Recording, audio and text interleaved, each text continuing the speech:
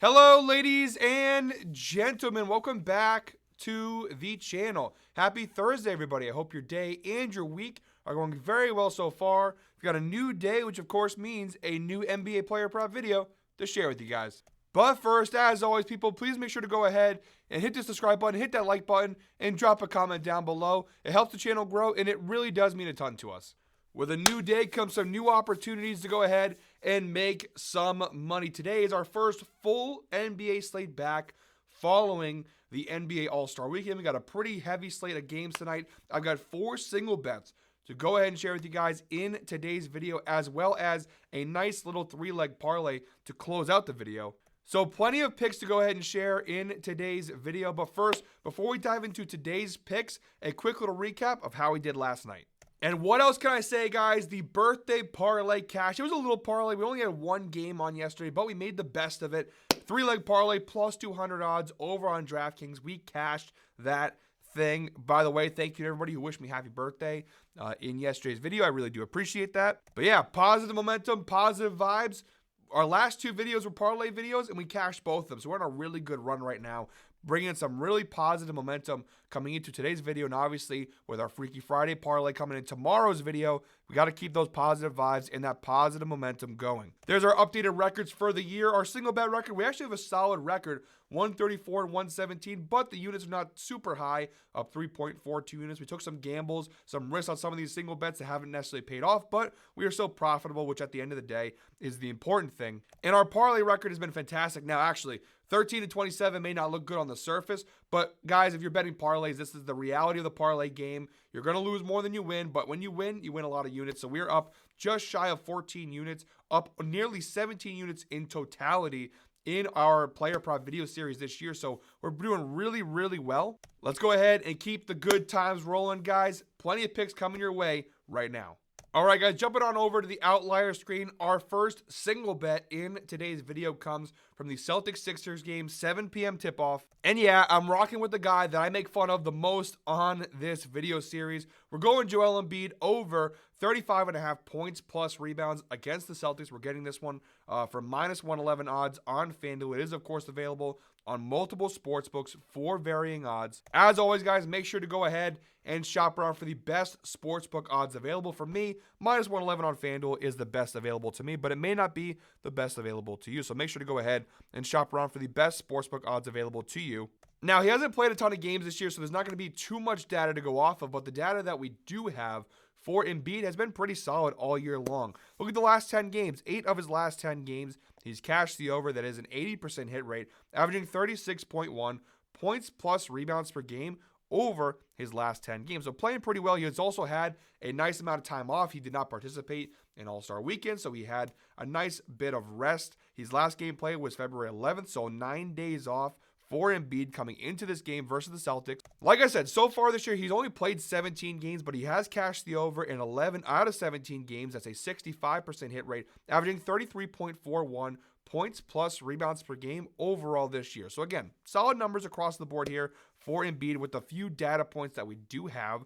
There's always a risk when you're betting Embiid, but the reality is when he is healthy and when he is on the court and committed, he actually does play pretty well. So, again, when he has been on the court this year for the Sixers, we've seen some pretty solid results. And the recent head-to-head data is actually not too bad. He's only played 3 times against the Celtics over the last 2 seasons, or a season and a half, I should say. But a 67% hit rate in this over. 2 of his last 3 meetings against the Celtics, he has cashed the over. He played them 1 time already this year back on Christmas. He did narrowly cash the over, but a cash nonetheless. 27 points and 9 rebounds in that game versus Boston. And the key thing to note here is that he actually had pretty good opportunities in that game. Like, he could have done even more. He shot 8 for 15 from the floor, which isn't bad, but it's not great either. And he did have 12 rebound chances. He finished with 9. So he did have some more opportunities to go ahead and add more stats to the board. But he's averaging 34 points plus rebounds across the last 3 meetings with Boston. We also have the insights provided by Outlier. By the way, guys, shout out to Outlier. They're the sponsor of today's video. They're the best sports betting tool. All the information, all the data, all the insight you're seeing in today's video is brought to you by Outlier. And the best thing is they're giving you guys a very special offer to try this out for yourself. They're giving you, when you use the special link down below, a 7-day free trial to check it out for yourself. The link will be down below in the pinned comment, so make sure to go ahead and check that out. Get that 7-day free trial. It's no cost to you at all. Try it out for yourself. And like I said, guys, we got March Madness on the horizon here. NBA, NHL in full swing. We got baseball coming up very soon. Having this tool by your side is going to be very beneficial because baseball, basketball, these are sports where analytics are the name of the game. So one more time, guys, make sure to check out the pinned comment down below and check that link for a 7-day free trial to try Outlier out for yourself. Very special thank you to Outlier for sponsoring today's video.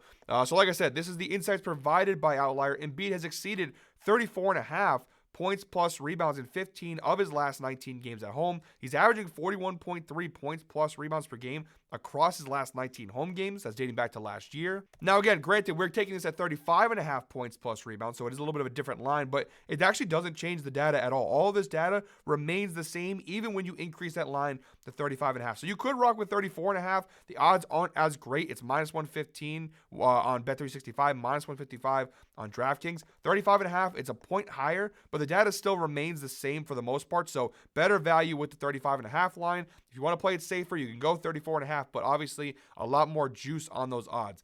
Boston defensively versus centers, they do rank halfway decent. They're actually the number 1 ranked scoring defense in the NBA against centers. But Embiid's in a whole different category. He's a superstar. I don't see Boston slowing him down in this game. So I like the over here for Embiid for our first player prop in today's video. All right, guys, for our second single bet in today's video, we're sticking with the big guys here. We're going on Onyeka Okongwu of the Atlanta Hawks under 23.5 points plus rebounds. We're getting this for minus 110 over on BetMGM. That's the best value I found on this player prop. Data is really solid. Okongwu has cashed this under in 7 of his last 10 games. That is a 70% hit rate, averaging 22.1 points plus rebounds per game over his last 10 games. A couple of big games here and there, but you look at the matchups, the Spurs, the Bucks, the Knicks, defensively versus centers, those teams are all okay. Defensively versus bigs, not great. If you go ahead and stretch the data out to the entire season for Okongwu, a 73% hit rate, 35 out of 48 games, he's cashed the under, averaging 20.17 points plus rebounds per game overall this year. And if that didn't convince you guys, the head-to-head data also very solid. He's cashed this under in 3 of his last 4 meetings against the Orlando Magic. That's a 75% hit rate, averaging 15 points plus rebounds per game across the previous 4 matchups against Orlando. He's played them 1 time this year, not too long ago, about 10 days ago, back on February 10th, and he had a pretty good cash of the under there, 9 points and 7 rebounds in what was actually a win for Atlanta. And that makes a ton of sense because Orlando defensively versus centers are pretty solid. 8th in points allowed, 1st in rebounds allowed. Solid defensive matchup here for us. Not so much solid for Okongwu. I think the under is a pretty good bet here for a player who's cashing this at a 73% hit rate overall this year. So that's our second player prop in today's video. For our third single bet, guys, we're going with the Hornets-Nuggets game, 9 p.m. tip-off. We're going Russell Westbrook of the Denver Nuggets over 10.5 points. We're getting this one for minus 113 over on FanDuel. Kind of a recurring theme with today's player props. The data across the board is really solid. You see Russ has cashed this over in 8 of his last 10 games. That is an 80% hit rate, averaging 12.3 points per game over his last 10 games. You want to go ahead and search that data out to the last 20 games. 75% hit rate, 15 of his last 20. He's cashed the over, averaging 14.15 points per game. So again, really solid numbers there. And even go ahead and stretch the data out even farther to the entire season view for Westbrook. A 58% hit rate on the over, 28 out of 48 games this year. He's cashed it, averaging 12.98 points per game this season. So like I said, whatever way you want to shake it, the data is solid across the board for Westbrook to go ahead and score just 11 points in this game. Now, some other factors to consider. We have head-to-head. However, both these data points were last year when he was with the Clippers, so different team, different role, different circumstances entirely. He did cash the over both times, though, averaging 12.5 points per game across those previous 2 matchups against Charlotte. Despite the Hornets being one of the bottom teams in the NBA, defensively, they actually rank okay. Top 10 team this year in terms of scoring defense versus point guards, which is where Westbrook obviously plays.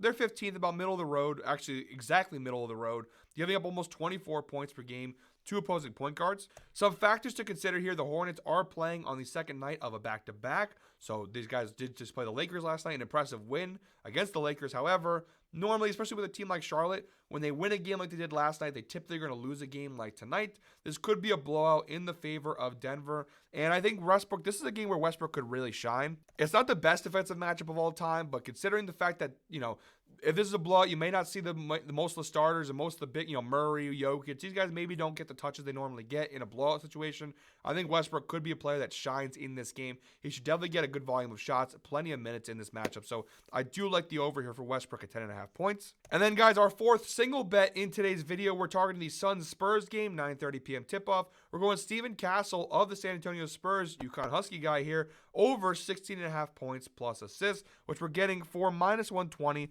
over on DraftKings. This is the one where the data is good recently. Overall data is okay.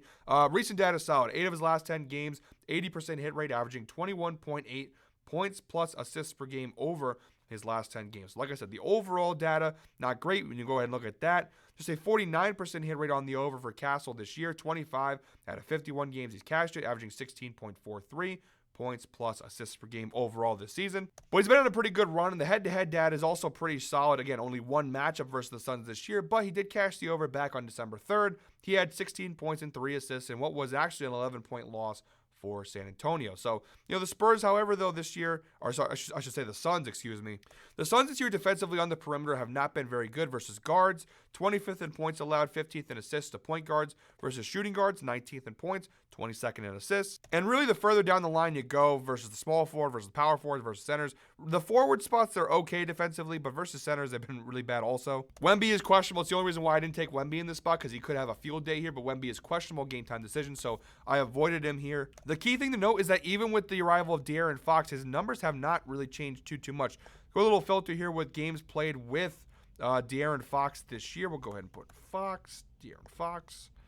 And you'll get the numbers this year for Castle. The numbers are pretty solid. We do have to ignore these first 3 because that's when he was a member of the Sacramento Kings. He's played 5 games so far with the Spurs, De'Aaron Fox has. And Castle's cashed the over in 4 of those 5 games with De'Aaron Fox, an 80% hit rate, averaging 21.4 points plus assists. So the arrival of Fox has not really taken anything away from Castle. He's still putting up really solid numbers, even with De'Aaron Fox, including 35 points versus the Hornets, 33 points and 2 assists, versus the Hornets. So I think it's a pretty good spot. This Suns team defensively, kind of a mess. So I like the spot here for Castle. All right, guys, those are all 4 single bets in today's video. Now we're moving on to the 3-leg parlay. We are using DraftKings again for today's parlay. It's a 3-leg parlay. It's currently at plus 157 odds at the time of recording. If you are still watching the video at this point in today's video, kind of repeated myself there, comment cash down below in the comment section. As always, guys, we appreciate those who watch all the way through each and every one of the videos. In today's video, you get a little bit of a special treat here from sticking around. You get to get this 3-leg parlay. So for those who stuck around through the whole thing, here is the 3-leg parlay starting now. In our first leg of our 3-leg parlay, we're going with the Grizzlies-Pacers game, 7 p.m. tip-off. We're going John Morant of the Grizzlies over 17.5 points. Again, we're using a lot of heavy alternate lines in this parlay, minus 300 over on DraftKings. Would not recommend betting this straight bet. As a straight bet, I should say. I mean, you could, but you got to put $300 to win 100, so not really the smartest of plays. Of course, all these being alternate lines, the data is going to be solid. He's cashed this over in 6 of his last 10 games. It's a 60% hit rate, averaging 19.9 points per game across the last 10 games. Overall this year, a 69 pause for applause, 69% hit rate this year for John Morant. 22 out of 32 games he's cashed the over, averaging 20.69 points per game overall this year. So pretty good numbers for John Morant here. Even the head-to-head data, not too shabby. Each of his previous 2 matchups against the Pacers, he's cashed the over. That is a 100% hit rate. He's averaging 19.5 points per game across the previous 2 matchups against Indiana, and he has played them once this year back on December 1st. He had 19 points in that game against the Pacers. He played just shy of 27 minutes, and honestly, he could have did more. He shot 6 for 13 from the floor. There's a 46% field goal percentage for Morant in that game, so opportunities for more for sure for John Morant. We only need him to score 18 points off of the All-Star break. I think it's very doable for John Morant. So we love the over here for the first leg of our 3-leg parlay. For our second leg, we're switching gears over to the Bucks-Clippers game, 8 p.m. tip-off. We're going Norman Powell of the Clippers over 19.5 points, which is we're getting from minus 290 over on DraftKings. Again, like I said, heavy alternate lines. The data, of course, is fantastic. He's cashed the over in 9 of his last 10 games, a 90% hit rate. He's averaging almost 26 points per game across his last 10 games. Go ahead and look at the numbers here. The only miss he had over the last 10 was versus Memphis, a solid defensive team for the most part, where he just barely missed. He had 18 points in that game. go ahead and stretch that data out to the entire season view. You have a 78% hit rate. He's cashed it in 35 out of 45 games, averaging 24.22 points per game overall this year. So solid numbers across the board here for Norman Powell. And even from a head-to-head standpoint, it's not too shabby. He's cashed it in each of his previous 2 matchups against Milwaukee. And the key thing to know here is the last time he played the Bucks this year on January 25th, he had 33 points in that game. So really good matchup here for Norman Powell. He scored 33 last time. We only need him to score 20 this time. Milwaukee defensively overall, they're okay, 14th in points allowed overall this year. However, if we go ahead and look at versus point guards, they're the worst defensive team in the NBA. Versus shooting guards, they're ranked a little bit better, but it's still not very good. I mean, those numbers are not completely accurate, but I do think it's a good matchup for Norman Powell, who kind of got screwed over. Honestly, was playing well enough where he should have been considered an all-star this year, but LeBron James decided 3-4 hours before tip-off to announce he's not playing, even though he did play 40 minutes last night against the Hornets, which was just a couple days after the All-Star game. So don't really know how he wasn't good enough to play in the All-Star game, but was good enough to play 40 minutes versus the Hornets on a Wednesday. Just saying, for all the LeBron stands out there, just looking for some explanation on that point, why Bron couldn't play 20 minutes in an All-Star game, but could play 40 minutes versus the Hornets. Just wondering. But I think Norman Powell has something to prove here. Obviously, I think he got snubbed a little bit. He's having a really solid year for the Clippers. And I think, his last game out, he had 41 points before the All-Star break, 41 versus the Jazz. I don't know if he'll go that high, but I think something similar could happen here versus Milwaukee. So like that for the second leg of our 3-leg parlay. And then, guys, our third and final leg of today's parlay, we're going with my UConn guy here. We got a couple of UConn shout-outs here in today's video with Castle and Klingon in the video. We're going Donovan Klingon in the Lakers-Blazers game, 10 p.m. tip-off, over 8.5 rebounds. We're getting it for minus 230 over on DraftKings. Now, I'm not going to go too much into the data because the data's not very good. Just 2 of his last 10 games, he's cashed the over. He's averaging 7.6 rebounds per game. Overall this year, just a 24% hit rate, 10 out of 41 games. He's cashed the over, averaging 6.76 rebounds per game. And from a head-to-head standpoint, the last time he played the Lakers on January 2nd, he had just 3 rebounds in that game with 8 rebound chances. However, he only played 17 minutes. So, Tasso, with all this being said, why do you like this player prop? Well, there's a couple factors here. The important one, of course, being injuries. Now, DeAndre Ayton is out tonight with a left calf injury. On top of that, you also have the fact that Robert Williams, game time decision with a right knee soreness thing. So their bigs right now are all kind of dinged up, which obviously means plenty of more opportunity here for Donovan Klingon. It's not like he can't have big games. Look at his last game before the All-Star break. He had 20 rebounds versus Denver. Crazy. So you have the injury side of things. You also have the matchup side of things. The Lakers overall this year, 21st in the NBA in rebounds allowed, a bottom 10 rebounding team. That's including when they had Anthony Davis as their center. Right now you've got Jackson Hayes as your starting big, and after that, a whole lot of nothing, honestly. I think they announced they signed Alex Len, if I'm not mistaken. But yeah, so really not a good matchup for the Lakers, a really good matchup for Klingon. More minutes, great matchup. He should get 9 rebounds in this game. He should actually probably get closer to 15 rebounds in this game, but obviously being a parlay, we're playing a little bit on the safer side with the alternate line. But just to show you guys the numbers this year when DeAndre Ayton does not play, a lot better. 58% hit rate this year when Ayton does not play, 7 of 12 games. He's averaging 10.5 rebounds per game without Ayton this season with a couple of massive games. Again, the 20 rebound game there, 19 rebound game there. So I think he's going to do for a really big game here.